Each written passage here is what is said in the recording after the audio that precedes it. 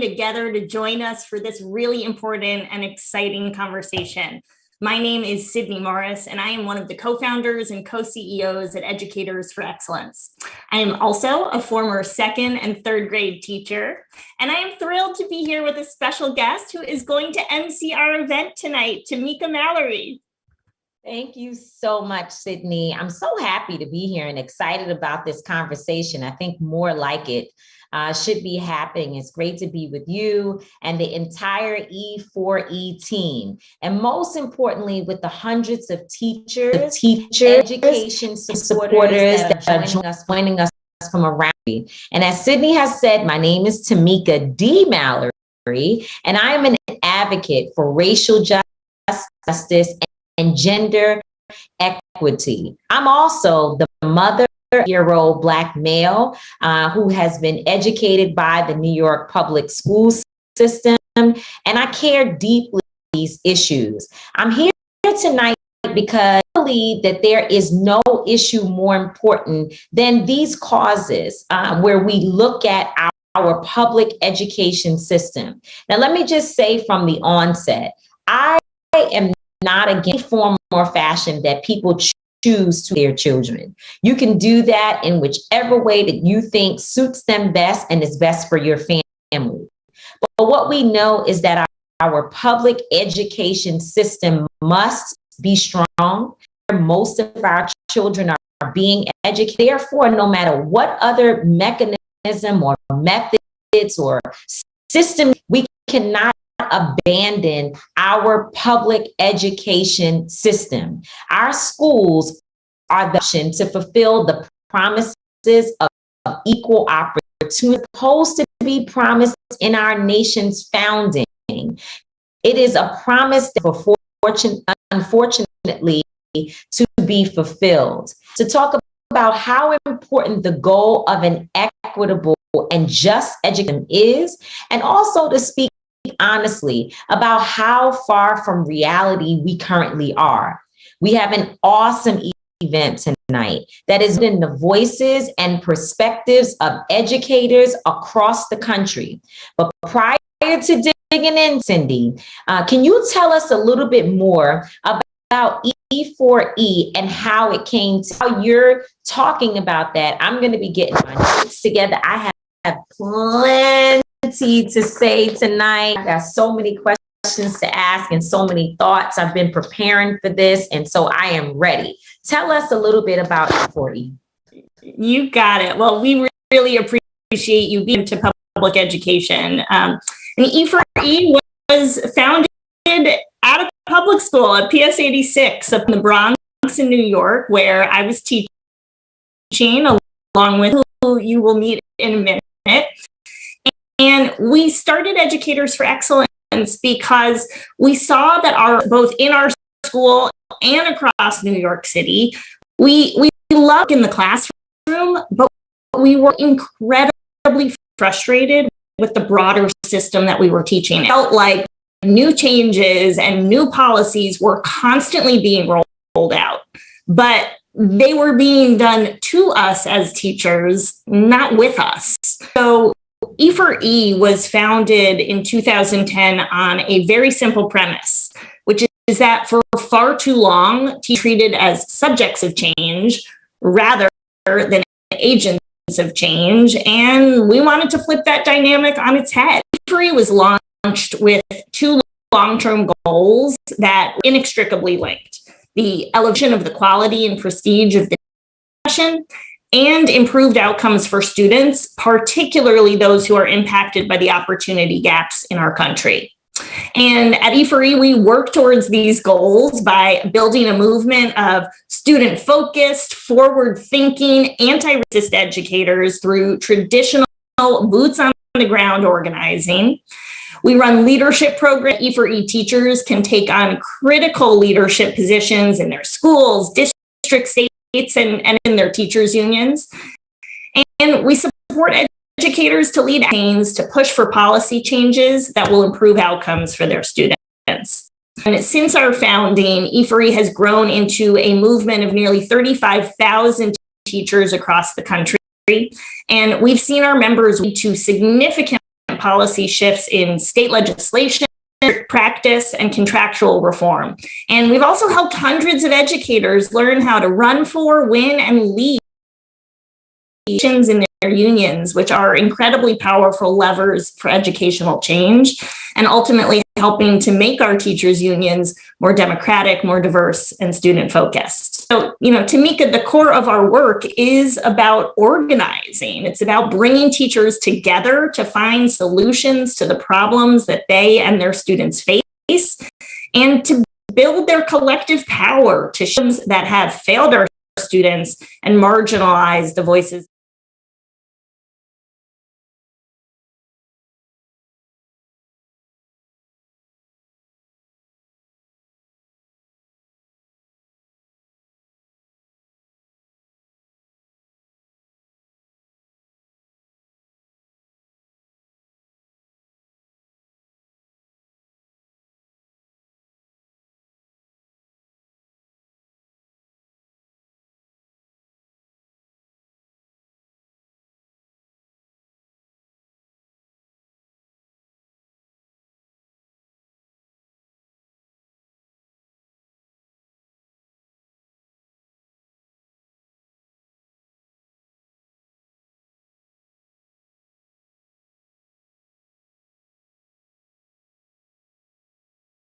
Education that is real, education that's true, education that is not watered down, because there are some people who may just, and I want to give the most innocent definition of it for the purpose of this conversation, that some people just may be embarrassed about what has happened in the past. They don't necessarily want to share it. And what I realize is that understanding who we are, where we come from, what we've been through, and being properly educated is probably the strongest tool that we have. And while we know that certain information is not being shared with 3-year-olds, 5-year-olds, and very small children, because they don't necessarily need that, they still need a very strong educational foundation. Even if some of us may debate about what should be the content and what they should be learning, the one thing we know is we need teachers who are healthy. We need teachers who care. We need people who are not politicized, but rather very invested in the growth and the minds of the health and minds of our children. And we need a system that is not focused on who's the newest mayor, who's the newest president, senator, or any of those things, or what the latest trend is, but a real strong educational foundation. And so I believe that we are in crisis. And I also know that the mental health crisis that is against our communities in general is harming our ability to learn. It is a major problem that we don't deal with enough. So I'm trying to figure out, how do I support? What do I do to be not just a person who stands on the side and has an opinion, but rather someone who is active and actively engaged? And I hope that one day in life I have grandchildren and great-grandchildren. And how can we leave this system very pure and leave it where it is one thing that we have that our children go through, and they are not caught up in the politics of what is trending in our society at the time. So that's why I'm in it. I think our kids are struggling, but I also know our teachers are struggling, and there has got to be a better way. And I want to be a part of the solution. Well, that is so resonant, and that is what we are constantly hearing from educators across the country is, how do we bring about that change that we want to see? And for us at E4E, that starts with listening to the perspectives of those who are most proximate to our kids, and that's our public school teachers. And so it's why tonight we are going to ground all of our conversations in E4E's Voices from the Classroom survey, which is one of the largest and most comprehensive sets of data on teachers' perceptions. And we're really excited about the release of our 2022 survey.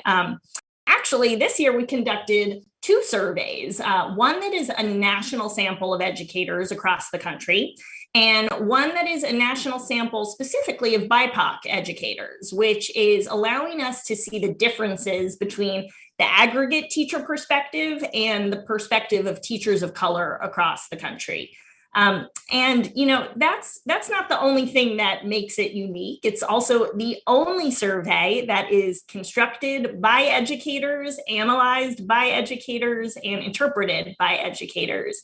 And so, in short, this survey is really by and for educators to inform the national conversation that you were referencing about what our students and schools need. Well, let me just say that Brian Stevenson always says, if we listen to him, he's someone who I respect and I listen to, that we need to get proximate to the issue. If we want to help, we got to get close to it. We got to get our hands in it, and we've got to get dirty. And so tonight we're going to find out all the things that teachers, educators, and people who are working within the system, what they feel. And I'm really interested to know, when did you all start conducting this survey? So what was the reason for it? That's one part. But then when did you start doing it, and sort of what has been the breadth of the survey over time? Yeah, so we started conducting this survey about 5 years ago because we fundamentally believe that policymakers needed to hear directly from the people who are implementing that policy, from teachers. Right there, Sydney, just to be clear. And you flow with me because I'm in my thing. I'm in my groove here. Let's do it. This is not new. This is not something you started last week and you just got a few people together and you're coming up with your sort of ideas. For 5 years, you've been surveying educators and people who are actually working with students every day. Yeah, and these are the teachers on the front lines, and this is a scientific, nationally representative sample of the cross-section of America's public school teachers. So this is a really robust data set that we are really excited to put out there to inform the broader national conversation. But, like we were talking about before, it's important that we listen, but that's not enough. We also need to be taking action on what we're hearing. And so we are hoping that tonight can be about action as well. Okay. So that's cool. And we're going to look at data tonight. So we're going to talk about what the data is across the country.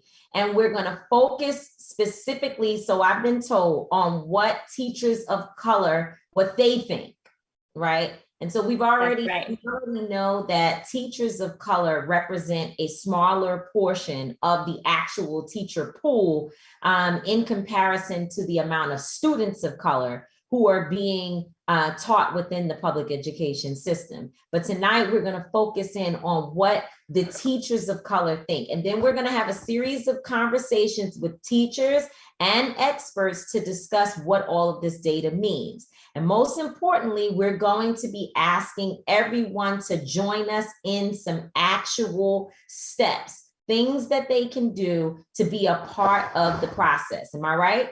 That's right. First, we're going to put on our wonky, data nerd hats. And then we are going to roll up our sleeves and we're going to do some stuff together to make change. So that's the game plan. And so to get us going on that, I am so thrilled to introduce you to the amazing group of people who are going to be joining us in conversation tonight.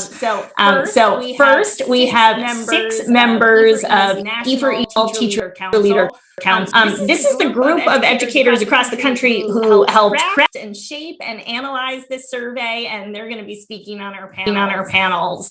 We've got Arthur Everett, a high school history teacher in Brooklyn, Joseph, the high school math and science teacher in the Bronx, Daniel Gannon, a high school history teacher in the Bronx, Fowler, a special instructional support teacher and site coordinator in Queens, Jennifer Lopez, a teacher in Los Angeles, and Shirley Jones-Luke, an English teacher in Boston. Thank you to these amazing educators and leaders for all of their hard and really impressive work on this project. And we also have 4 amazing experts who are going to be joining us to give their perspective on this data as well. So I'm so thrilled. We have Tequila Brownie, who's the CEO of TNTP, Amanda Fernandez, the CEO of Latinos for Education, Roberto Rodriguez, the Assistant Secretary of Planning, Evaluation, and Policy Development at the U.S. Department of Education, and Sheree, who's the CEO of the Center for Black Educator Development. And we're so grateful to have all of these amazing partners and brilliant thought leaders, and especially glad that we have Roberto joining us to represent the Federal Department of Education tonight. So Tamika, I'm gonna toss it back to you to get us going. All right, Sydney. So thank you. We're having conversations, and I appreciate the way in which you have shaped the themes. Our first theme is focused on our educators and how the Great Resignation. Listen, folks, teachers are quitting. Oh my Lord! Like teachers, I think one of the things that most people learn, kids were in their homes during the pandemic, was that teachers are really needed, because I don't even think that they knew the children that they actually had trying to educate them at home. And they learned how much they as parents don't necessarily know and how important it is to have a teacher. So we're going to hear about how the Great Resignation is impacting our classrooms. We have all seen the headlines about teacher shortages, district officials filling in, or schools actually having to close their doors because they don't have enough staff. We know the impact this has on our nation's youth. And so I personally can't wait to hear what teachers have to say about what's happening, and most importantly, about what we can do. So with that, I'm going to turn it on over to this other very, very intelligent young man who knows a lot about what's happening with our schools. And that is Evan Stone, who is the co-founder of E4E and a former 6th grade teacher from the Bronx, which is where I live. So Evan, you got to have something to say today. Awesome. Well, thank you, Tamika, and thank you, Sydney, for opening up this important conversation. I'm going to start us off by talking a little bit about the data. So really quick, for our survey and data nerds out there, this survey was conducted with a national sample of over 1,000 educators. It's a really great sample. It accurately represents the demographics of the profession in terms of gender, race, geography, grade level, and type of school. But as Sydney and Tamika said, we also, for the first time ever, did an additional survey of over 300 BIPOC educators so that we could compare and contrast the perspectives of teachers of color to our national sample. Teachers designed this survey, and then we worked with Gotham Research Group, a top-notch research firm here in New York, to ensure we were conducting a valid and reliable survey. So I share all that to say this data is good, it is accurate, we can trust it. So now let's get into the data and our first theme.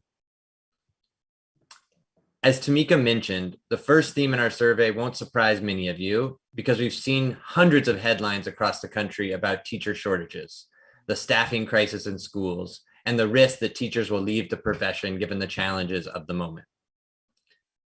Counter to the national narrative, though, what we found in this survey is most teachers will actually remain in the classroom. They're saying they're committed to staying in the classroom for the long term. 86% of teachers tell us that.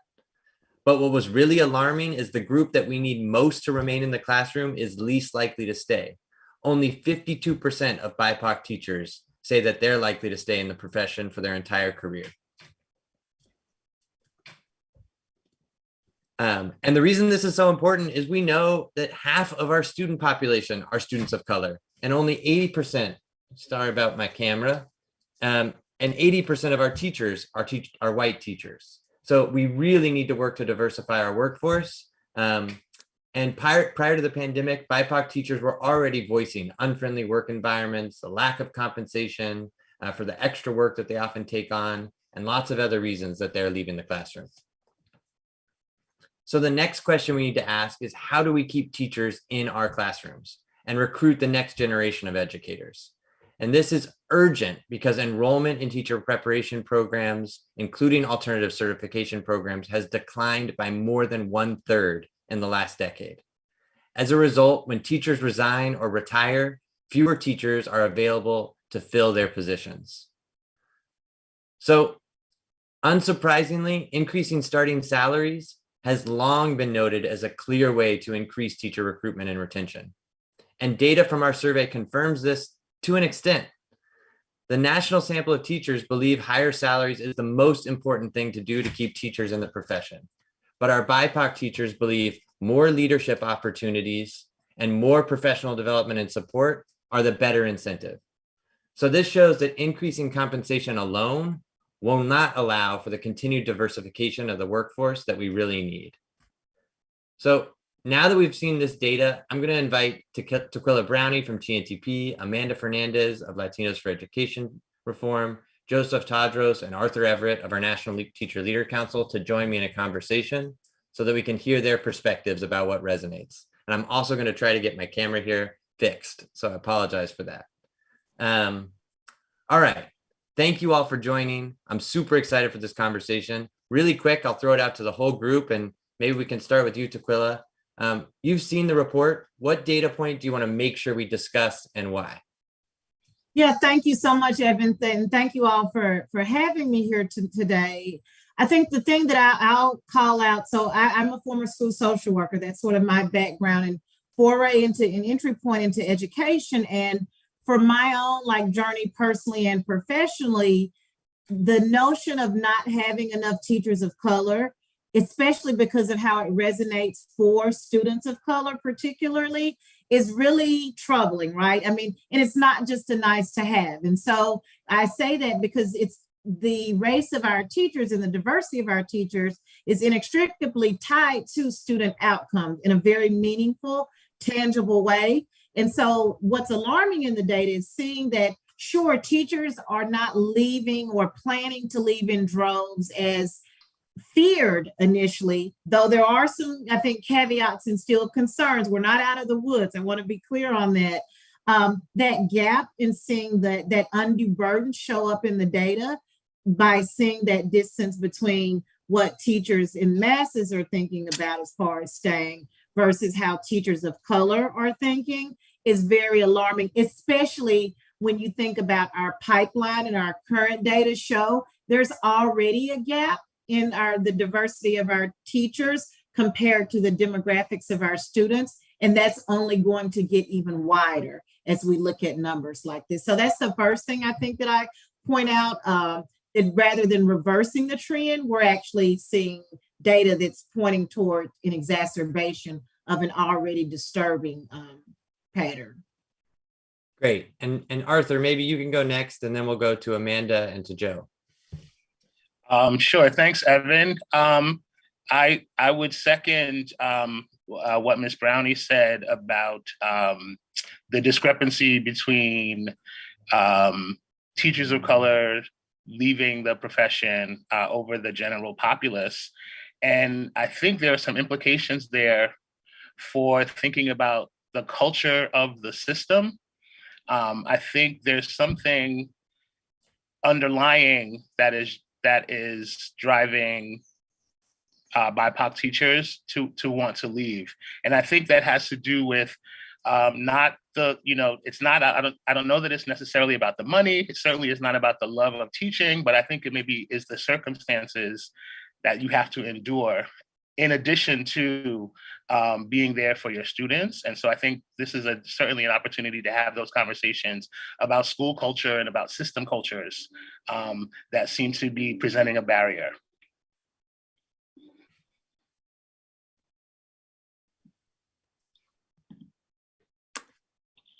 Hi, this is Amanda Fernandez. Thank you all for having me on today, and just a pleasure to be amongst such dedicated people to all of our students and families, and in particular, our students from low-income backgrounds. So, this data is, even though you know it, it's always difficult to keep seeing it surface. And especially during this time where we know that our communities of color have been so disparately affected by the pandemic, it's no wonder that the effects of the pandemic on low-income communities are affecting our educators of color in the same types of ways.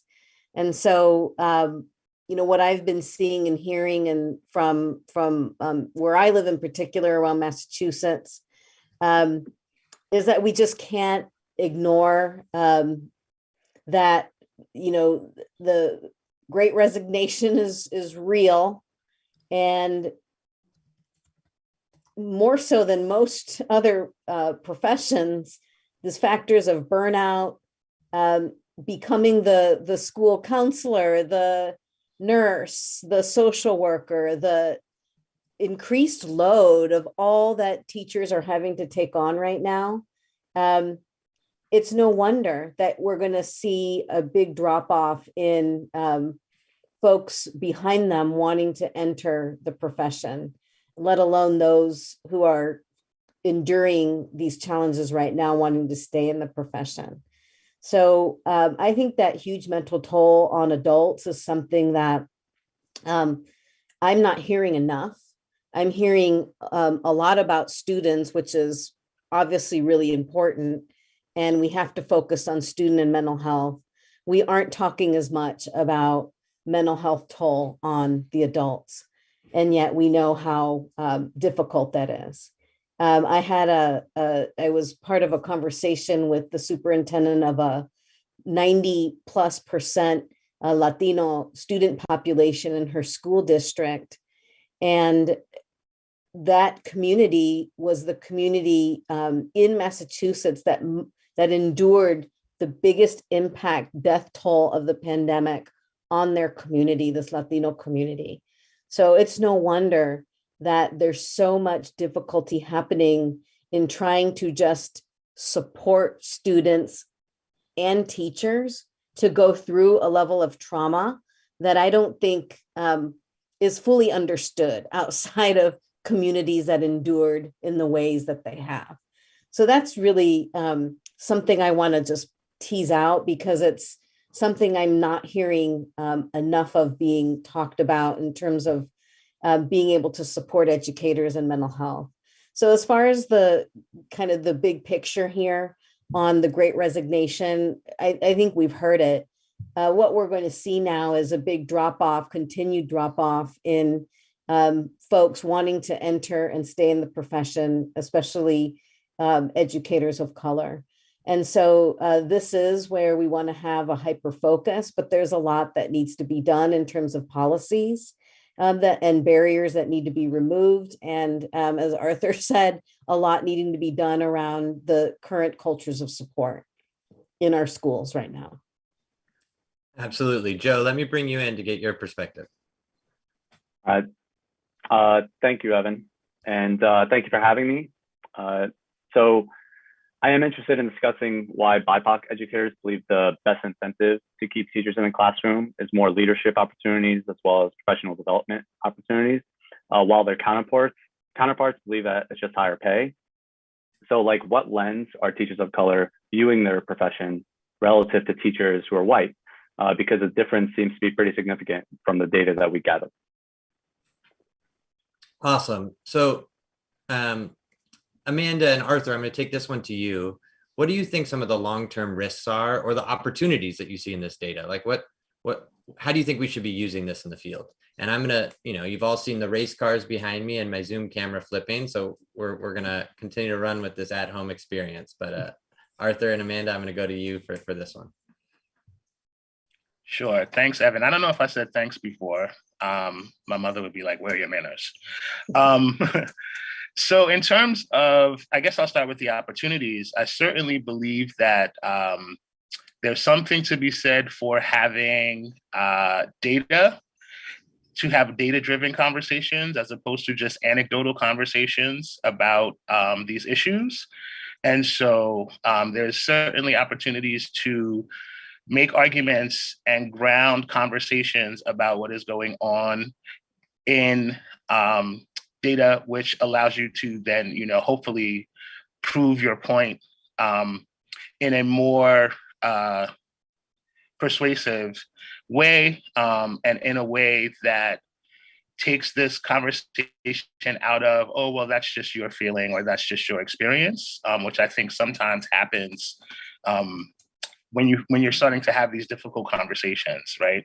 I also think there's opportunities to use the data to help continue to create pathways to bring BIPOC teachers into the profession, and also to start to try to address some of these concerns and eliminate the barriers that are preventing them from staying. In terms of challenges, I see a couple of challenges here. So one of the challenges, I was thinking about equity versus equality, and there's something in this country, right? The myth of meritocracy, this idea that everyone has a fair shot and that we're all equal. And when you start having conversations about BIPOC teachers versus white teachers, that seems to lend itself to that backlash that happens when disenfranchised groups start standing up for themselves.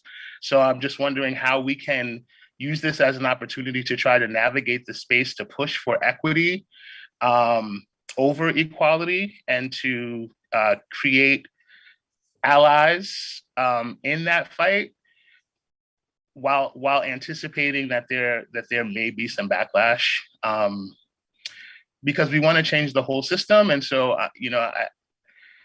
while the focus on BIPOC teachers is great, I think also all teachers probably need to be benefiting from some of the things that we're talking about in terms of ways of being with kids and in terms of mental health and things like that. Like, I think there's an opportunity to have a larger conversation that's more inclusive rather than exclusive. But in this political climate, right, sometimes those things get politicized and they become divisive as opposed to inclusive. So that's a risk that I see there. So I'm going to just focus on the opportunity, and thanks for the question. So again, we are in this moment of urgency, and in this moment where we have to act, and that's all of us. I actually, have been thinking, and I think I'm thinking this because I'm hearing it everywhere, that the way we do education doesn't really work for anyone anymore. It's not working for teachers. It's not working for students. It's not working for families. We saw this. And I think that's where the conversation needs to focus, is the innovations that are already happening because of, by necessity, many districts have already been experimenting with a number of different ways to help change the way the expectations of teachers in a school day. How long do they have to be in the school building? What are more innovative ways that they can have job sharing? These are the things that I'm hearing are popping up everywhere. And I think this is a moment to catalyze all of these good ideas. It's already happening. It's out there. We just need to uplift those ideas, those innovations, and start spreading them. And I think this is really the moment that we really must all come together. And I don't mean that with rose-colored glasses. This is a moment of crisis where we have to change and shift the way we are doing education in America, because it just simply is going to leave too many people behind. We will not have the staff that we need. We will not have the educators of color that we truly need, whether you know that it's an equity issue or whether you believe it's a demographic issue. Either way, this has got to be the direction that I personally believe, and I'm hearing a lot everywhere, that we want to be seeding innovation and starting to do new things as a way to start shifting the way we do education in the country. I love that. It makes me think of a quote that I think, Arthur, you have in the paper, which is that, we went back into buildings that were burning and act like nothing ever changed. So with that, Tequila, I'd love to come to you. I mean, TNTP is, I think, the largest trainer of teachers of color across the country, but I'd love to just hear a little bit about how you're thinking about this work on this issue and what you think we should be doing. Yeah, thank you. So I mean, I think there are a couple of ways that I think about it. When we heard a lot of conflicting data early on about, oh my God, panic, panic, teachers are leaving in droves. Then another data, or, and a lot of this was anecdotal because we, unfortunately, as a nation, don't have really good data about, current state in real time, teacher vacancies and attrition. And so it's like, okay, what is the truth? What do we know? What do we believe? And so there's one thing that I want to point out. We were asked the question early on of, Tequila, is it a pipeline issue, right? Are we not recruiting enough teachers anymore? Is it a retention issue, right? Like too many teachers are leaving. We all know, and I think as you illuminated in your research, it's actually both, right? So we're actually thinking about, yes, we actually don't have a large enough pipeline. I mean, if you look at the data, this is not a new problem. Predated COVID, from January of 2020 to January of 2022, there was a net loss of over 500,000 teachers, like just net. So like that's huge. That was just between those 2 years. So that tells us, and if we look at the ratio in our research in broken pipeline, where we looked at traditional prep programs, which is still the pathway for the majority of teachers, they are by and far mostly white. They do not mirror the demographics of students. And so that educator diversity gap that we calculated is there, and it's growing at a time when the total numbers are decreasing. So there's that piece. And then on the second half, I think is people have come up as we think about retention and what's possible. It is, I totally agree with Amanda, this notion of truly rethinking the role of the teacher. And you have to ask that question based on like, what are we hoping to accomplish? I've been in a lot of conversations recently around like, what is the true meaning of or the return on investment of our educational institutions? It's supposed to be the great equalizer, right? It's not. I mean, if you look at our data and you look at student outcomes, take a freshman class, a ninth grade class, basically you follow the math there, 9 out of 100 students basically are graduating with a 4-year degree starting from that class. And so there's something about both that pipeline of the lack of talent that affects us all, not just in education. No sector is going to have a talent workforce if we don't solve this problem and crisis in education. And so I'll leave with just this notion that I think Amanda's point about the opportunity here for innovation. We're looking at barriers to entry, right? We saw states try to, waive some of the licensure requirements. We're doing analyses now to look at, did that result in as effective and more diverse teachers? If it did, why do we consistently have in place exams and requirements and hoops and hurdles that don't correlate to meaningful outcomes for students? Those are the types of things we need to be studying and learning more about, because those are the types of things that should move forward with us, that were born out of crisis that should not go away. And I'll stop right there. I love that, because that sets up my last question for this group. And we're just going to go with Joe and then Amanda and then Tequila. Like, there is a large amount of federal resources, and states have a lot of money right now. They might not in the future. And districts have a lot of money right now. So what should they be doing? What do you think states or districts should be doing to prioritize these issues? And we'll go from Joe to Amanda to Tequila. So, the investments we need to be making are definitely teacher retention programs, especially for teachers of color. Programs such as Sharif El-Meki's Center for Black Educator Development, Clemson University's Call Me Mister, and here in New York City's Men Teach, need to become priority for districts around the country. There's plenty of research that shows when a student sees a person that looks like them in front of the classroom, they'll perform better, they're less likely to drop out, and they're more likely to pursue college. And I was part of New York City Men Teach a few years ago, and they put a lot of work in to keep these amazing teachers in the classroom through a strong support group and like meaningful professional development. And these programs must continue to grow throughout the nation. Great. So Amanda, I'll turn it to you, and let's try to be quick if I can push us just for time's sake. Absolutely. So I think at the state level, I agree with Tequila. States need to really be examining how emergency licensees have been able to open up the door to more educators of color, and what has been the effect of that in classrooms, as well as the licensure requirements that were loosened in a lot of states. And we really need states to look at those things as a means to open up more opportunities for educators of color to be in the profession. I agree with Joseph on the PD. We need state investment and local investment at the school level to support the professional development of educators of color. And I'll put in a plug that Latinos for Education is one such organization that focuses on developing Latinos in the pipeline for leadership in education, as well as Latinx teachers and support. So more investment in programs that districts can't offer, because there's a lot. There's many programs out there.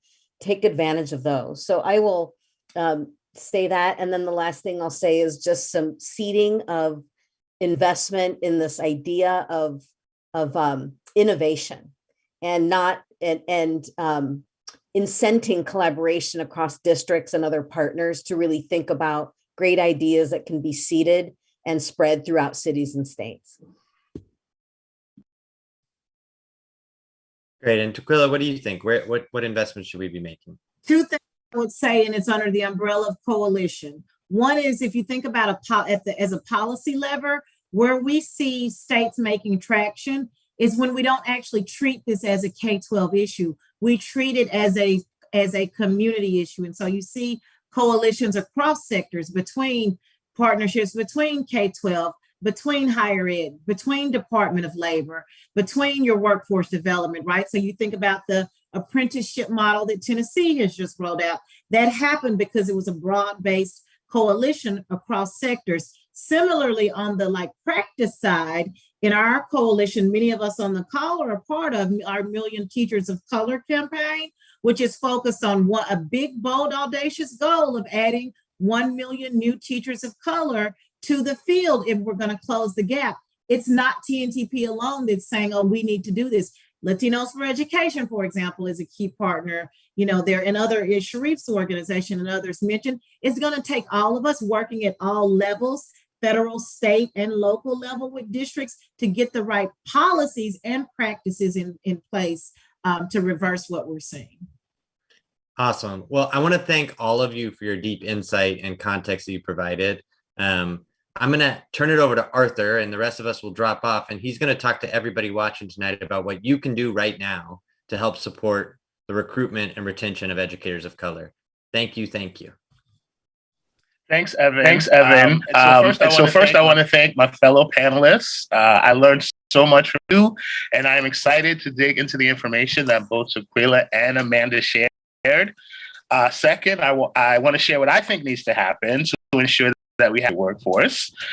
We need educators at the front of the classroom to reflect the rich diversity of. It made it very clear that BIPOC educators are frustrated and considering leaving the classroom, and that they're looking for career pathways in schools, and that this, as much as anything, would end them in the profession. We also know that even if we retained all of our current BIPOC educators nationwide, we would still need more in order to address this discrepancy between the number of students of color and the number of teachers of color. And so we are asking you to call on your legislators to take advantage of two opportunities that they have now and retain BIPOC educators to the classroom. Okay, you guys ready? The first thing you can do is ask them to approve President Biden's fiscal year trust for $20 million for the Augustus Hawkins Centers of Excellence. These centers provide training for BIPOC teachers, and you can also tell your legislators that they can pass the Teachers Act, LEAD, which would establish a grant program for districts, universities, or others to create teacher leadership programs. How can you take this action, you wonder? Well, you can click on the link below. There's a link, I think. You see it? You can scan the QR code there on the screen. These are two critical programs that would invest in bringing more educators of color into the work and responding to the top thing that BIPOC teachers tell us would keep them teaching. Take the next minute, please join me in taking this action.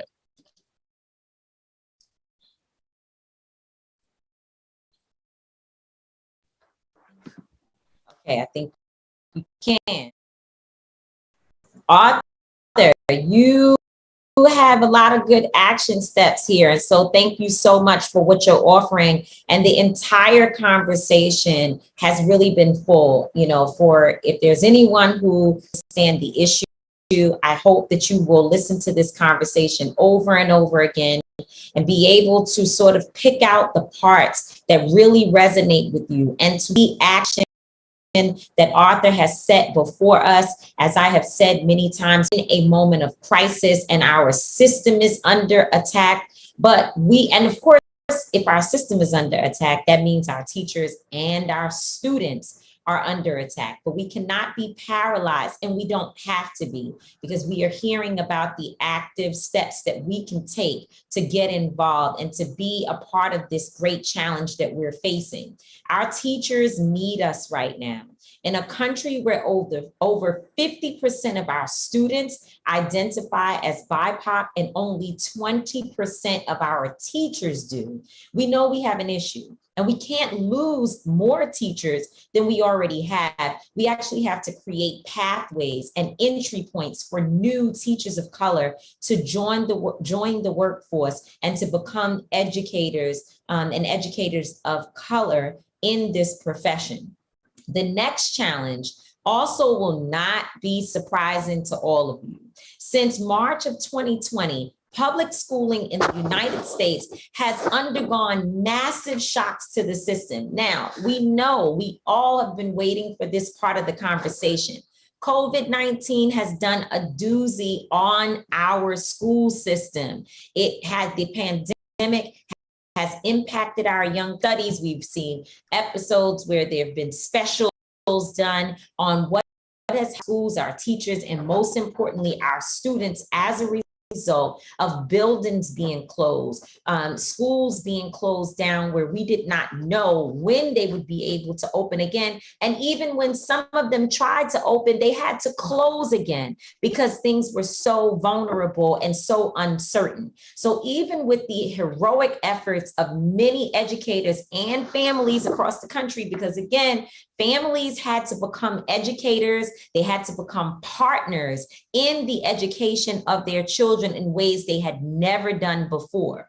We know that education has been disrupted, and there's a lot of work to try to put back the pieces to bring the system together. And by the way, the system was already struggling. So this is not to say that we just need to return, but we actually need to strengthen. We need to get better. And so, Evan, I'm bringing it back to you to talk more of the data, because folks want to hear about the data. And so it's not enough for us to just say, as teachers, as parents, as survivors of this system, as young people, this is how we feel. That's not enough.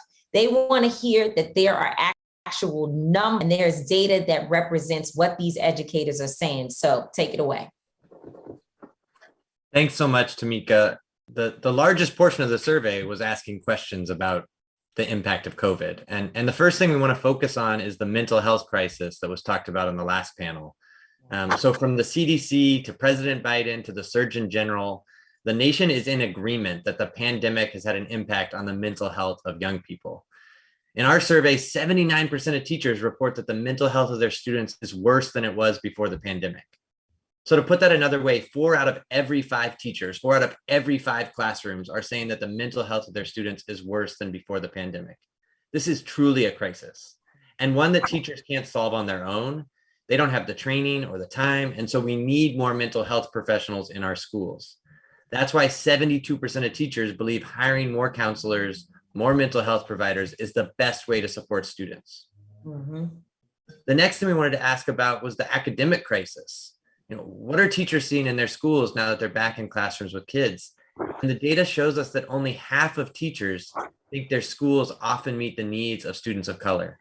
Only 30% of teachers think their schools often meet the needs of students who have experienced trauma. And only 1 in 5 teachers think their schools often meet the needs of the LGBTQ students in their classrooms. And it isn't just what teachers are seeing. The data is backing this up. According to a recent study from NWEA, at the start of the year, student academic performance in grades 3 through 8 was lower than it was in typical years. And this is particularly true for low-income students and BIPOC students. For example, the median score for Black third graders dropped by 10 percentile points. That means the gaps that we have been fighting against for so long have only grown. So students are behind. And so we wanted to ask teachers, do you have the tools and resources to catch up? And unfortunately, the answer to that is also no. We've been investing in curriculum materials for years, but the majority of teachers still tell us that their curricula aren't high quality, they're not aligned to their standards, and they're not culturally relevant to the students that they're teaching. Teachers also report that they haven't even been consulted on the development or selection of the curricular materials that they're using in their classrooms. And as a result, 9 out of every 10 teachers is spending their time downloading or creating their own materials. And this leads to more burnt out teachers and less effective lessons. At this point, there is no reason why every teacher in America shouldn't have access to high quality, aligned curricular materials that are culturally relevant to the identities of their students. We do have an opportunity to change this because, as we talked about before, there is a ton of money coming into the system from our federal government. Unfortunately, though, teachers have been telling us that they haven't been consulted on how those dollars are being spent. Only 11% say that their input was actively sought. And only 23% of our national sample think those federal funds are having a positive impact on students so far. Fortunately, though, our BIPOC educators are seeing more positive progress from those federal funds, with 63% reporting that it's been helpful. One thing is clear, though. Teachers do believe we need data right now so that we can inform instruction and investment. A majority of teachers are telling us that assessments are critical. And particularly BIPOC teachers believe assessments are useful and crucial to understanding students' performance. But teachers are also telling us tests are not perfect. And the best way to make them more useful would be to report student-based results in a way that's about their assets and not about the things that they're missing. We also want to make sure that they're actually focused on the things that teachers teach. Okay, enough of me talking. I want to bring the next panel up so that we can have a really important conversation about the impact of COVID on kids and classrooms across the country. So I want to welcome Roberto Rodriguez, Daniel Gannon, and Leona Fowler to the conversation.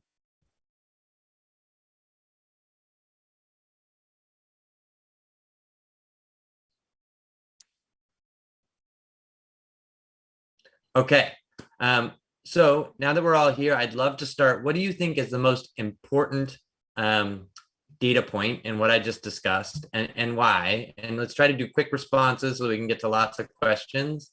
And I'd love to start with Dan and Leona. Great, thank you, Evan. It's a pleasure to be here tonight. And I think for me, the most important data point to discuss is not meeting the needs of our subgroups, specifically, as Evan mentioned, students with learning disabilities and students of color, as only 50% of teachers surveyed believe our schools are currently meeting their needs. So what does that data truly reflect? So for example, curriculum does not reflect the learning needs of our subgroups. It specifically fails to meet the opportunities to fill gaps in learning and social and emotional development. Also, large populations of our students are not gaining an equitable access to a meaningful education that reflects their needs and diverse backgrounds. And most importantly, we're failing to prepare them for life after their primary educational experiences end. So for me, that's the most important data to talk about, and I'm excited to be here to do that tonight. Great, Leona? Hi, I'm also extremely excited to be here. Thank you so much. But another very important data point would be social emotional learning.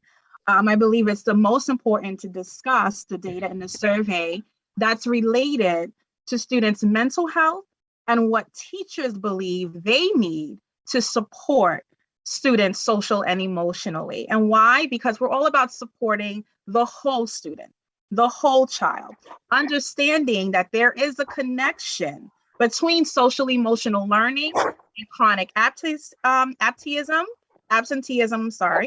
student attendance, and in regards to student behavior, and also academic performance, of course. It's extremely critical, social emotional learning, in this particular climate, especially because it helps students learn to cope It also helps them learn to deal with the stresses and the worries of society as it stands currently, and creates a supportive learning environment for students to be able to talk about their emotions. Great. And Roberto, first, thank you so much for joining us tonight. I'd love to know when you looked at this data, what did you see as most important?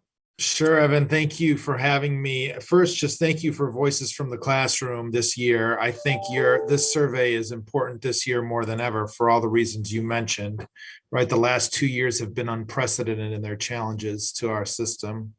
I want to double click down on the data you mentioned of the nearly 80% of teachers that report that mental health of their students is worse off than before the pandemic. We are really in a youth mental health crisis right now. And we all have to acknowledge what our teachers have known for a long time, which is that when students' basic needs are not met, they are unable to access their learning, right? Our policymakers, our system leaders, and our parents and families are waking up to that reality in a major way. We have seen already globally 1 in 4 young people that have reported experiencing depression over the course of this pandemic, 1 in 5 that have reported experiencing anxiety. We know that ER visits are on the rise for young people who are looking for care for anxiety, for mood disorders, for other challenges that they're facing. So we have to get busy about really addressing that issue.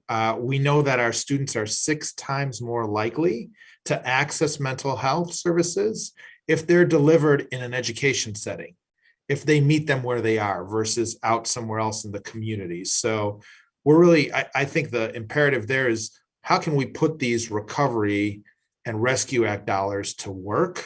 We've seen a 65% increase in social workers, a 17% increase in school counselors, thanks to the investments of the American Rescue Plan. But we have to do a lot more to make that mental health infrastructure a permanent part of our system. Great. Thank you. And I'm going to skip over some of the questions we talked a little bit about in the interest of time, and that's a great example, Roberto, of how the federal dollars are already being put to work based on what you're hearing. I'm curious, Leona and Roberto, coming back to you, what do you think are the biggest risks in this data if we don't actually implement some of the changes that you both just shared? Ultimately, you will have a failed, broken education system.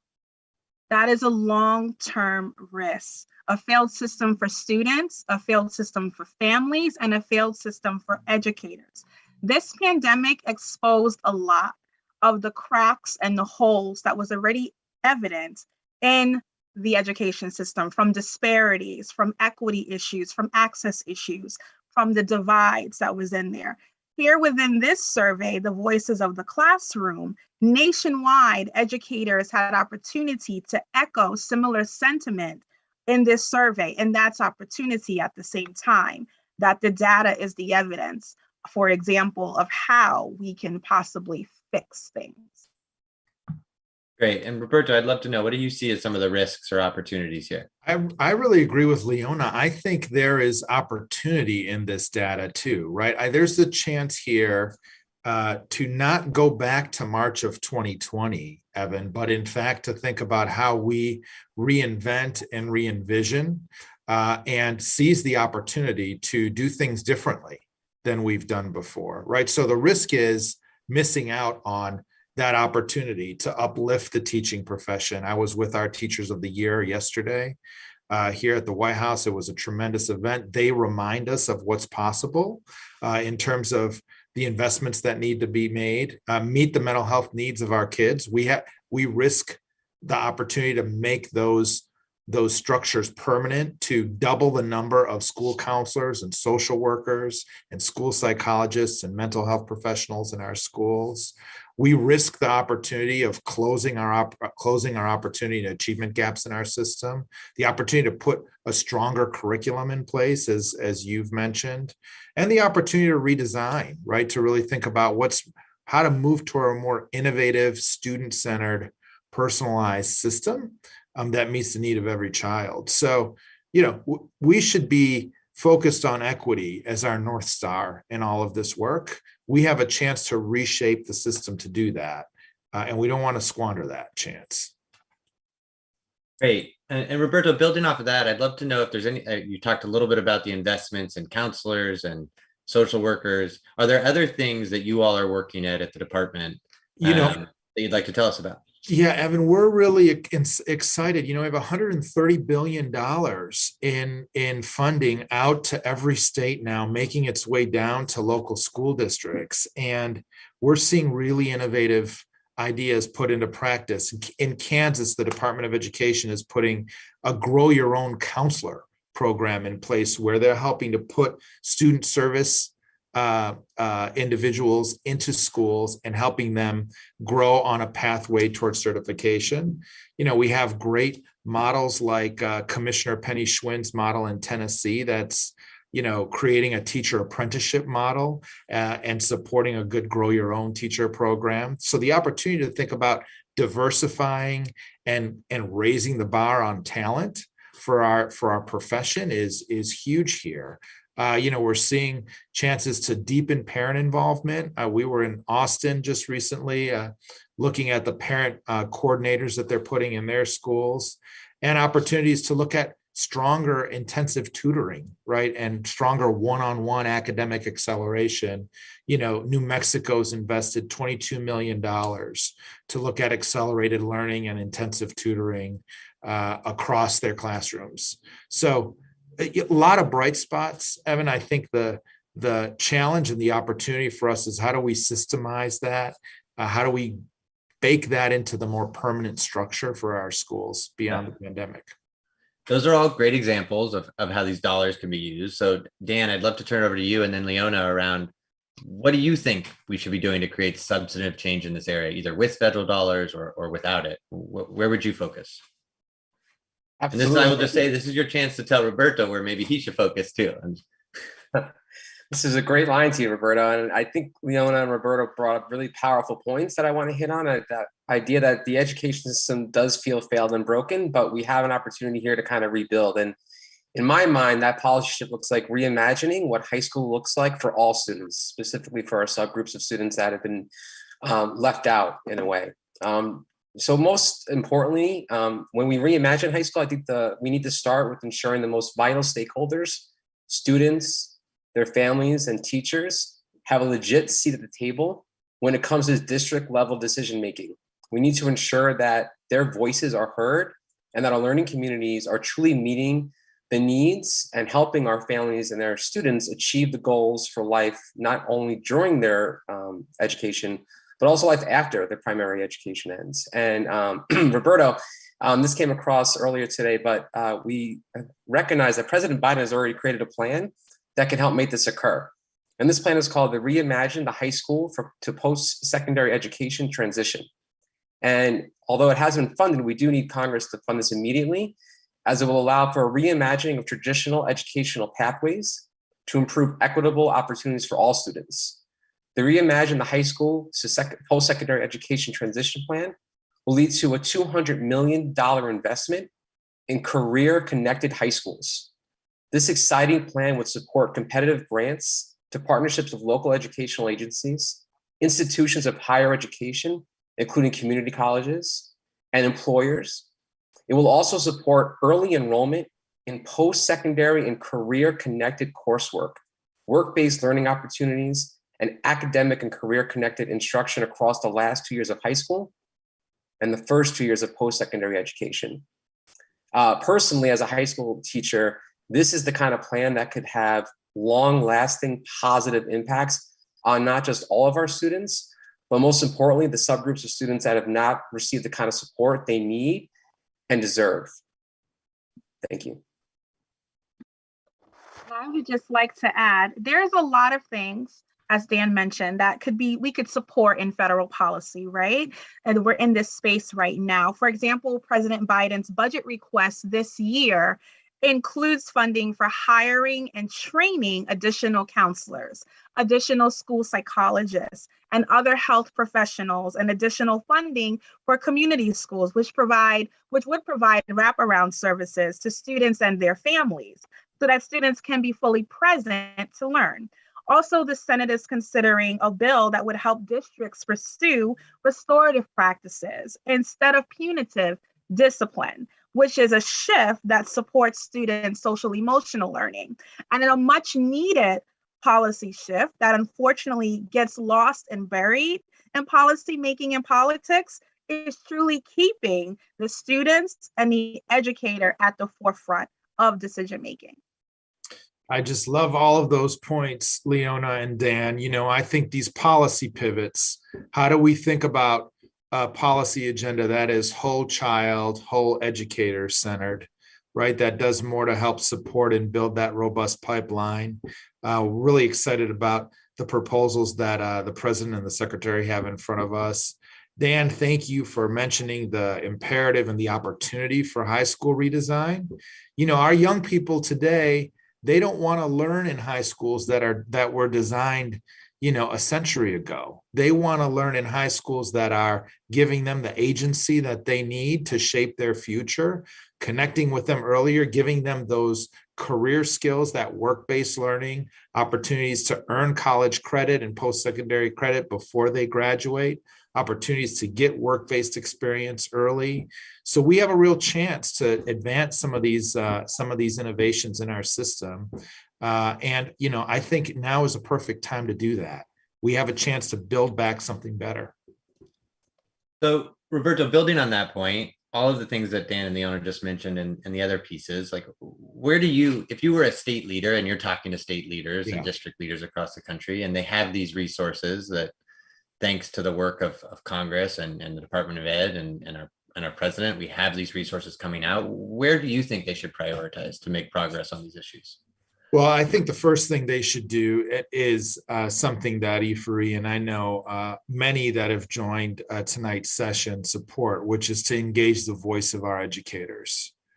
We have to, and the secretary reminds us of this every day, to practice being a service agency, which means doing more to engage and build on the lessons and the vision and the ideas that our educators are bringing forth, right? That they're living day to day, you know, as being those that are closest to where that equity takes shape with our learners. So listen to our educators and also engage our families as core partners. If the pandemic has taught us anything, it is that our families must be front and center as core partners in this work, right? And I think when I was before I came to the department, working with so many teachers who were really opening new relationships with their families, with their parents that they didn't have pre-pandemic. So, that's where I would focus. I'd also focus strongly on learning recovery.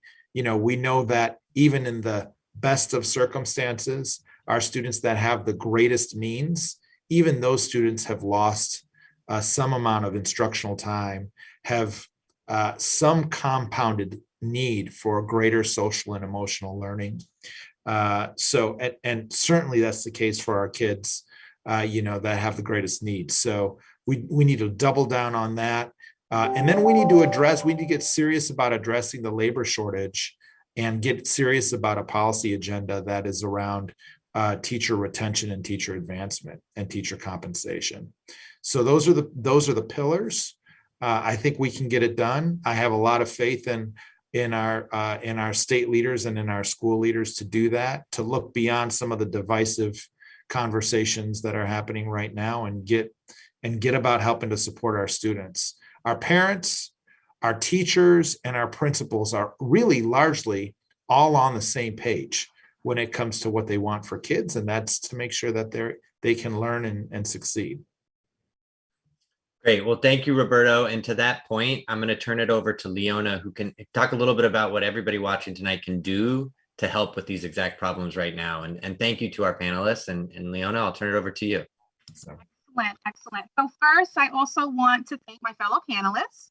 It's an amazing opportunity to be able to talk directly with you, Mr. Roberto Rodriguez. So thank you so much. I appreciate you taking the time to be here to listen to educators' perspectives.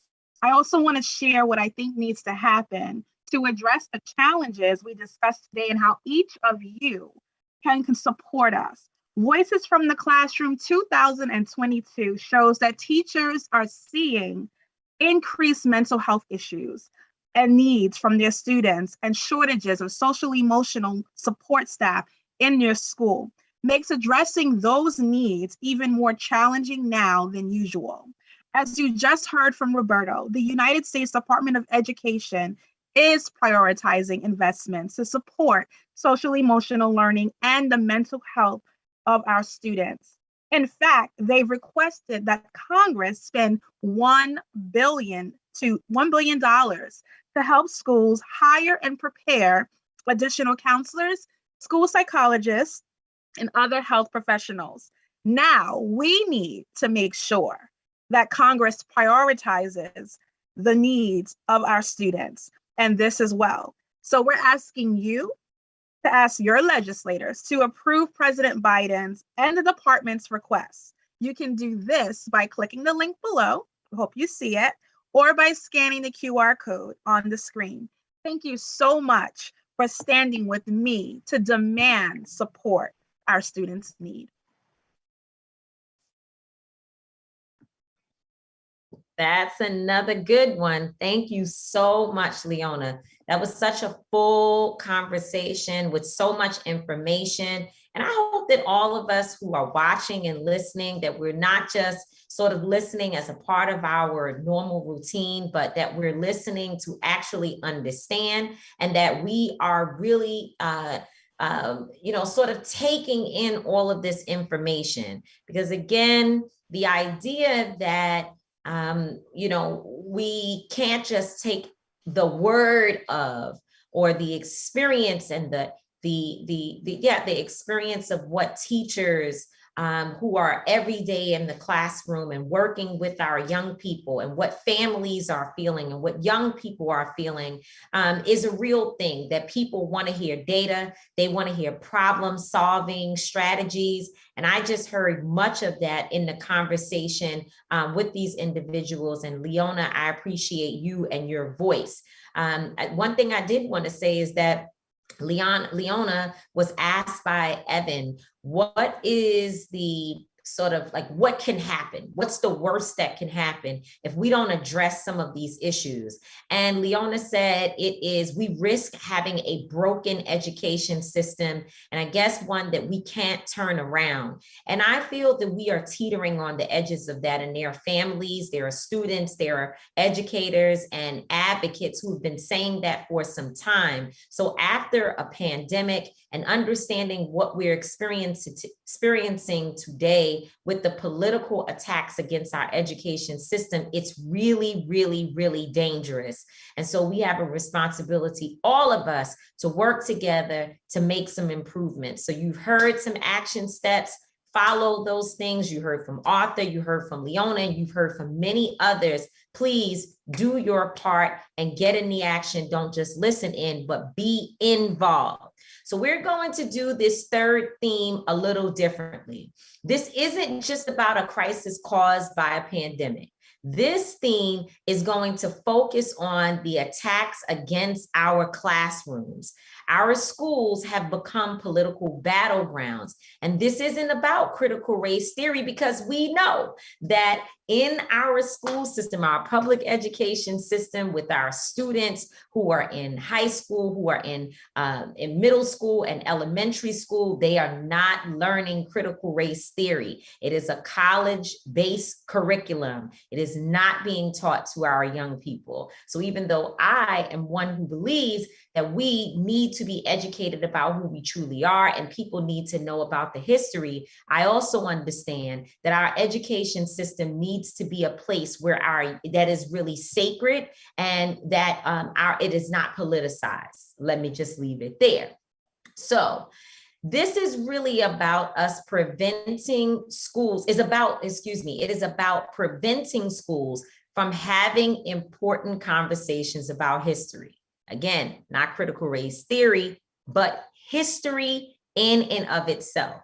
This is about attempts to erase the identity of our students.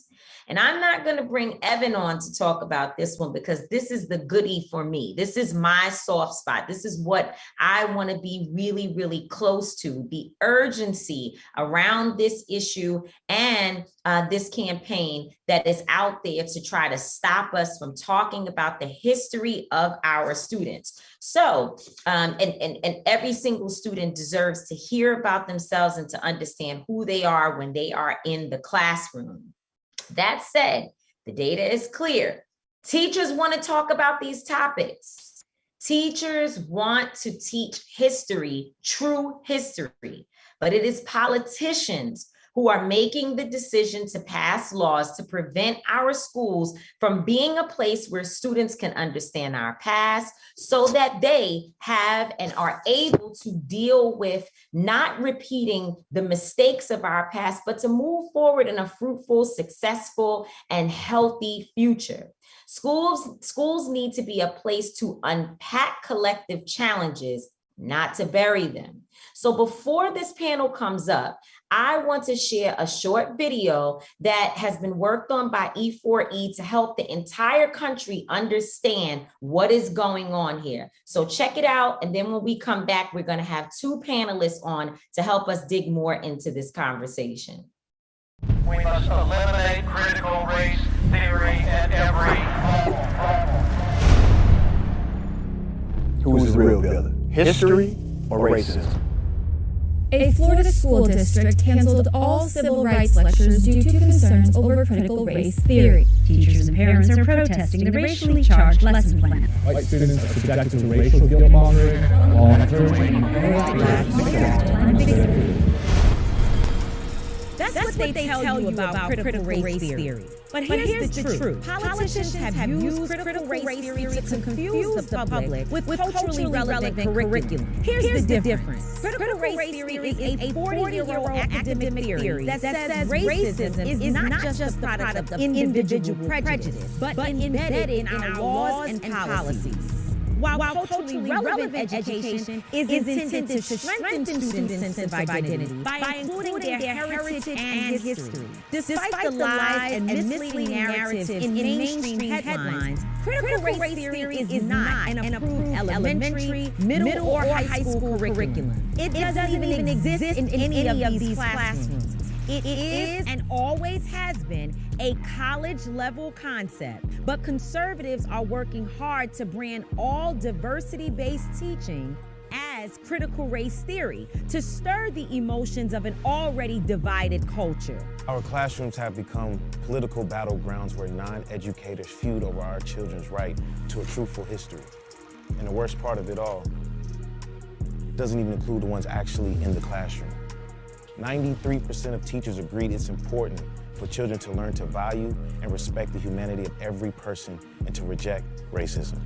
Despite that, more and more states are forcing teachers to stand at the front of their classes and deny the heritage of their students, and in some cases, themselves, resulting in educational gag orders. This is not education, this is exploitation. 1 in 3 educators say that they are likely to quit at the end of this school year if they push for laws that prevent honest conversations and teaching reach their classroom. This is the literal embodiment of what systematic racism looks like. And in 2021, 62% of teachers were concerned about systemic racism. When certain groups of people and their experiences get erased, we are teaching the world they don't matter. Ask yourself, who's the real villain? History or racism? What's the motive behind hiding historical facts? The same energy it takes to ban history can be used to prioritize accountability. Now, we all have a decision to make. What's more valuable? Adhering to a divisive narrative or collectively dismantling it? This is not a victimless fight. This is our legacy. These are our children. Don't erase history.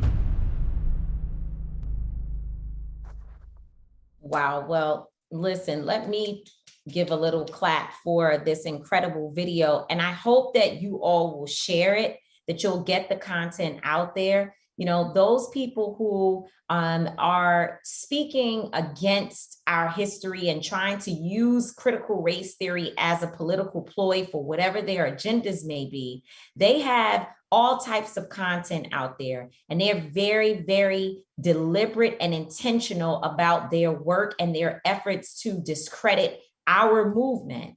So we have to also have the same vigor. We have to post and share and really make sure that the content that is out there is truthful, that we are putting forth information that families, advocates, and everyday citizens can use. And so I hope that you all are sharing those videos, putting it on your timelines, and spreading the truth, because that video is in fact the truth. And I'm actually in it. So if no other reason, you can share it because I'm there, David Banner is there, and so many others who are incredible spokespersons for the truth. So I want to invite some amazing educators up, people who are going to talk to me about these issues and help me personally to understand what is happening and really help us get a little bit deeper into the conversation. So let me make sure I have the names correctly. I want to say it properly. We're first going to have Sharif El Mekki, the CEO of Center for Black Educator Development, the Center for Black Educator Development, and also Jennifer Lopez, who is a teacher in Los Angeles. So thank you, Sharif, and also Jennifer, for joining. I'm so happy to have you on with me this evening. Well, thanks a lot. Thanks for having us. And thanks for that video. It was very powerful. Thank you. Did I say your name properly? Is it Sharif? You nailed it. Sharif El Mekki. Yep. Thank you. Okay. And Jennifer, thank you so much for being with us. So we're going to talk a little bit, Sharif, I want to start with you about the data. We've heard all of this data tonight. I know you've been listening in. Would you say that the data represents, and the content of what's in that video, that it represents and reflects what you're seeing across the country as you're working with educators? And how are you trying to address this at your organization? Yes, absolutely. Yes, everything I've heard tonight and what we saw in the video resonates deeply. And it actually, I was nodding throughout because we see a consistency that not only is this, we had a health pandemic, but that was layered on top of the racist pandemic that, our students and communities have been resisting and building despite of for centuries. We saw this when we transitioned with the rest of the globe from our Freedom School Literacy Academy, which is a paid teacher apprenticeship for high school and college youth who are interested in building and being a part of the Black teacher pipeline. We saw the youth activism, and we also teach them that the purest form of activism is teaching, and teaching Black children well, teaching truth, which is the exact opposite of what a lot of people, particularly in these political circles, are interested in. And we see that many of them don't even know what CRT is, but what they say is, it's everything we don't like. Mm-hmm. And they've used it as a magnet of, we don't know what it is, but we don't like this, we don't like that, we don't like this, and we're just going to lump it all in and make it. And they say it like they've been public about it, about how they're organizing it and how they're going to make it toxic to touch, right? But we also know that although it wasn't as vocal, we know that the lowercase CRT, culture responsive teaching, was also resisted in some circles as well. But any group that wants to ban Ruby Bridges and the letter from the Birmingham jail and other historic issues and why the institutions are functioning the way that they are, it's problematic. But what gives me hope is the youth, and we see the youth who are signing up, these Black and brown youth who are signing up to be part of this Black teacher pipeline, because they see the connection that has always existed between educational justice and racial justice. And you can't pursue one without ensuring that you're pursuing the other. Jennifer, let me ask you a very, very targeted question. Mm-hmm. You as a teacher, what year did you teach? What was When, grade? like, when did I start teaching? No, the grade of your students. What They're age? fifth grade. Fifth grade.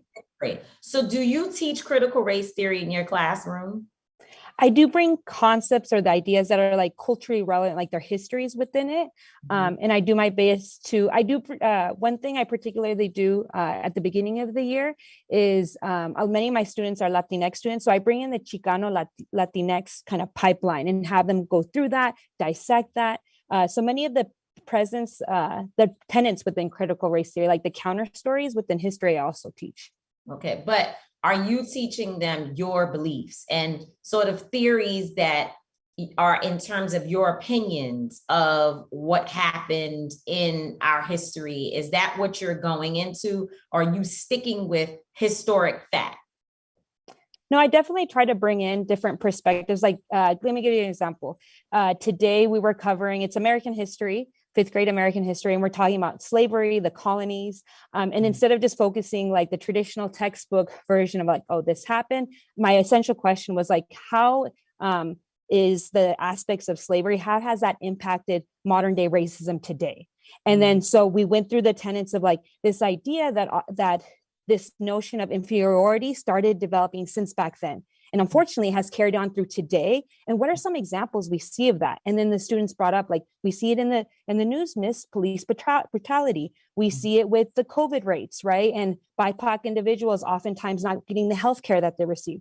So in those elements, I feel like that's how I bring it in. Does that kind of answer what you were getting at? No, I mean, I want to know but I think that when I think about what critical race theory is, and the concept of it, I'm just trying to understand what the big hysteria is when we know that the actual curriculum of critical race theory is something that is taught to older students. And I respect and I totally agree that history needs to be taught in the classroom because young people need to know who they are and they need to know their background. And so I guess for you, Sharif, the same question applies. Is this something that, we're all wrong about and teachers are teaching critical race theory to third, fourth, fifth, sixth, seventh, eighth-year-olds? No, and you know what? And what it is white supremacy in action is just navigating the current space. This is a backlash from the response, including in the white community, to the George Floyd murder. That was so public, and they saw that. I think anytime you see anyone starting to say, like, hey, we need to question these institutions that make this okay, there's going to be a backlash. And what we're seeing is an example of that. This, anytime you see some progress, anytime you see unification, anytime you see people are starting to recognize and address anti-Blackness, anti-Latinx, anti-immigrant, there's going to be a concerted effort, an organized and well-funded and well-publicized effort to put us back in our place. Like, that has always been the narrative. And you mentioned something earlier about us being vigilant and not just kind of stand on the sideline and just allowing things to happen. Like, absolutely not. This is a time to stand up, speak up, and even more importantly, for people who are outside of the system to be able to provide cover, because they are firing people. They are threatening to decertify people. They are moving people out of classrooms and schools. We saw it in Texas. We see it in other places. So what we have to make sure is that we are raising the stakes and we are being organized in our efforts to make sure that we're providing protection. We need to make sure that our civil rights organizations are also doing counter lawsuits, because this is absolutely injustice. It is, when they're frequently want to talk about, the Constitution and the rights that people have. This is a violation to try to silence and censor and basically fear mongering. Imagine the amount of educators who are already the challenge of already teaching, the challenge of teaching post-pandemic, the challenge of how many educators are already struggling with deep content expertise, and then just the challenge of a new teacher now trying to navigate this and wondering, like, oh, if a student asks me this, or what about this in the curriculum? As Jennifer said, I say multiple perspectives, but also as often as possible, primary sources, sharing what actually happened in fact, but also in their voices of like how they crafted institutions to marginalize some. When I was a teacher, I wanted my students to leave with critical thinking skills and starting with 3 questions. Anything that they were engaging with, reading about, discussing, whose voices, perspective, and experiences are being centered, and whose voices, perspective, and experiences are being marginalized and are missing. Even if we have critical thinkers who are always thinking about that, whether they're watching the news, or whether they're seeing, watching a speech, or they're reading an article, if they're thinking about, wait a minute, whose voices, perspective, and experience are not here, and they're pursuing that, then that is the critical thinking that we need. So some of this is going to actually backfire because we're going to see more youth that we work with, these youth who are saying like, oh no, I'm already concerned about racial justice, but now I want to lead a classroom because I can see that's where the nexus of all this is occurring. And this is what I can do. I can lead a classroom and make sure that I am teaching truth. I am teaching accurate history. I am making sure that our youth and our community's contributions in this world, in civilization, in this society are uplifted and that they're not marginalized. So hope is on the way. Hope and help are on the way in the presence of our youth. Yeah, the teachers and the participation of our families, that is the hope. And so, Jennifer, the laws that are being passed across the country, how will they impact your instruction? And what do you think it will do to your students if you are unable to say certain words, if you're unable to even speak to, as you said, the realities of what has happened in our history? You know what? I'm in California where I'm fortunate enough that we're a little bit more progressive. So I haven't had any restrictions yet on the type of words or curriculum I can teach. We actually recently just passed the ethnic studies requirement for high school, so which is really awesome that they can teach this concept to high school students. I think it's very important to know about their cultures and history. So I'm really doing my best every day to think about how can I bring in these concepts, whether it be in history, in math, in reading, in writing, or bringing in current events that connect to the students' lives and also that they've seen to have these like productive discussions. And then the second piece you had mentioned about, can you remind me again? Sorry, it was. No, I was saying, what will it do to the young people if you as a teacher, how do you feel about how your young people will be impacted if they are prevented from learning about their history? Yeah, it's definitely, there's a value in students see when we talk about their Latinx history and culture, the students, they see themselves in the content and they're like, man, I'm valuable. Like, I love this. I can make connections to it. And if that's taken away from them, there's a piece of them that maybe the engagement may drop. There's a sense of, do I feel safe here at school? Do I have to be aware of what I say? They can't be their full selves. And school should be a safe place where students can have these productive conversations and really engage in this content because it's important for them so that they can leave us afterwards and be those change makers that we want them to be, right? So, Cherie, what do you think states or districts should be doing and what should they be prioritizing to make progress on these issues? What do you think that the states, and I know you've talked about, which is a really important point, that we have to make sure we emphasize that organizations, advocates, and people outside the system should be keeping a watchful eye and also speaking up and doing their part to bring attention to what is happening and to help fight for teachers who are trying to do the right thing. But what do you think that the states and districts should be doing, and how can they protect teachers and also students? Yeah, I think it is absolutely critical, this is where leaders are supposed to lead. And so district leaders should be very clear, very vocal, and adamant about how they are going to protect educators, that they are going to stand firm about what pedagogical framework should look like, what cultural responsiveness should look like, what proficiency, what's culturally proficient and what's culturally destructive, and how culturally destructive language and policies and curricula, which has been pushed on schools and districts for a really long time. They have to make sure that they are standing firm, and also being clear. Like, this is about, while people are saying like, oh, this makes children uncomfortable, they're talking about white children. And we would say, like, many white children are actually saying, like, no, we actually want to be well informed. We actually want to be part of a larger society. And when we're talking about like comfort of children, where were you thinking about children's comfort when they were going to schools named after enslavers, murderers, and rapists? When they're using curriculum where they're erased and treated not even as a footnote, but just as a stowaway in society and civilization's contributions. So school boards, district leaders, state boards of education, all of them should be banded together and standing firm against this injustice that's being waged against our children, our communities, and curriculum and content that's culturally responsive and proficient. Well, Sharif, you are straight with no chaser. I'd love to hear you speak it straight to the point. You're pulling, holding no punches, and we need that. Jennifer, what do teachers need? We need training on these concepts. We want to teach them. You see the data, it says we want to teach about race and racism, but giving us the resources, giving us the trainings, giving us the time to plan.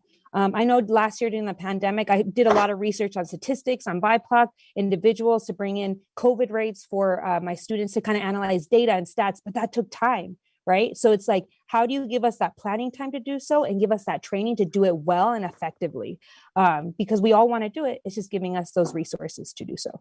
Thank you. And so training sounds like that's something that you are doing, Sharif, and the development piece is there. So the connections need to be made. And I think that is so important. You want to teach the concepts, but you want to do it properly, and you want to make sure you have the right information.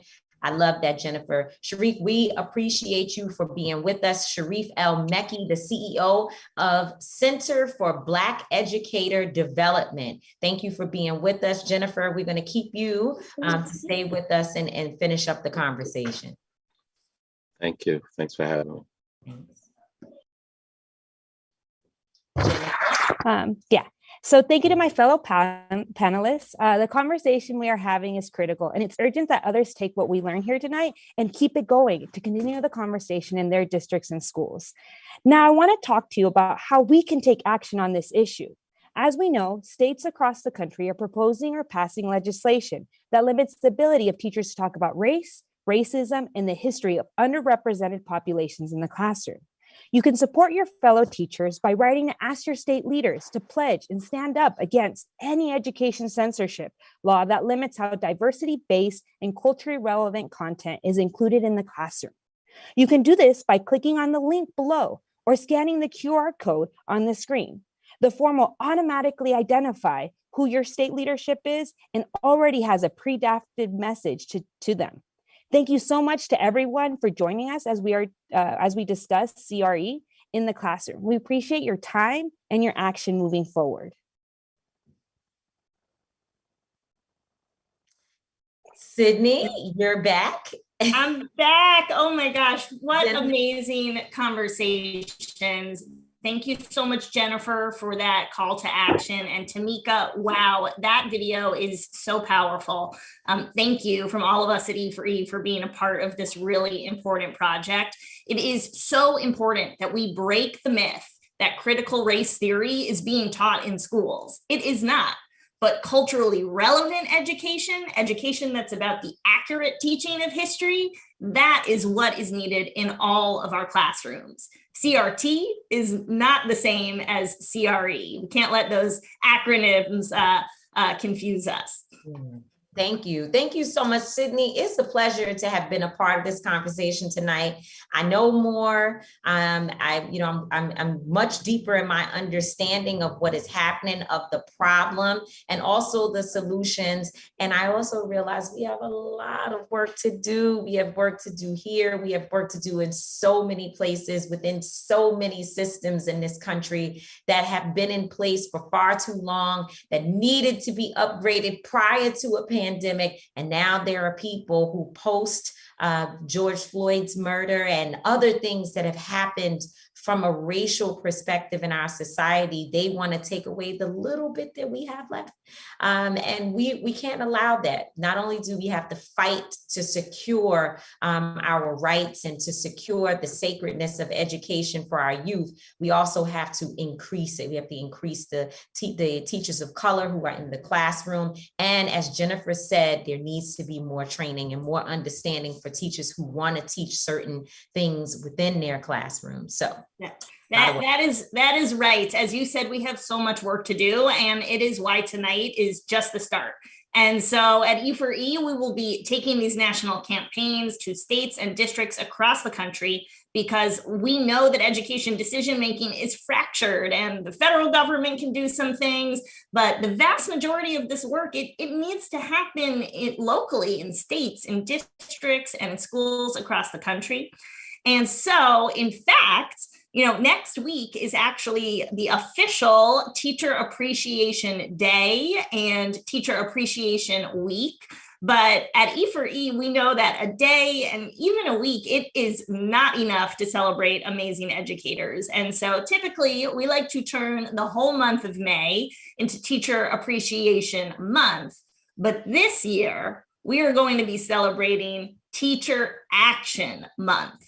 And it is going to be a month of action by teachers on behalf of their students and their profession.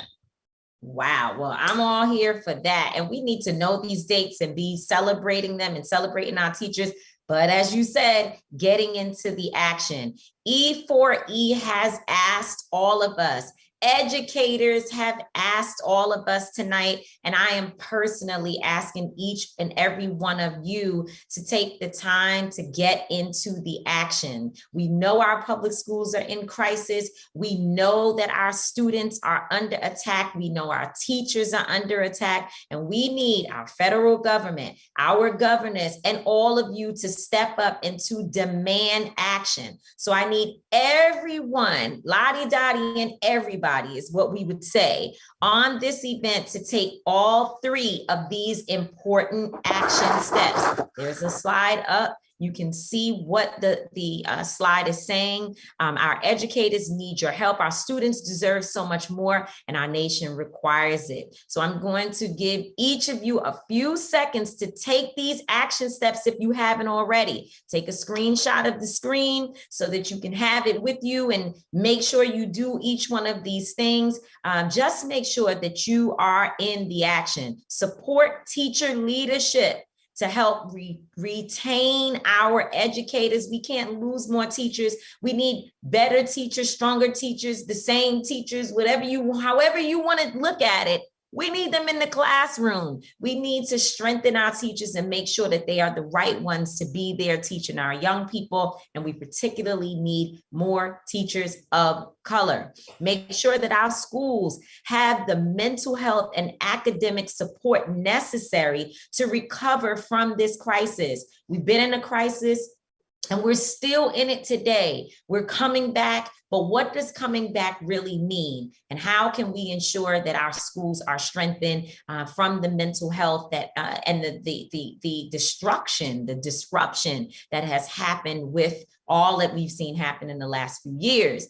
And take action to ensure we don't erase our history. Make sure that folks are not able to take away our ability to teach our youth critically important and relevant education and information, not critical race theory, but critical race and information education, and information that they need to know about themselves and our nation.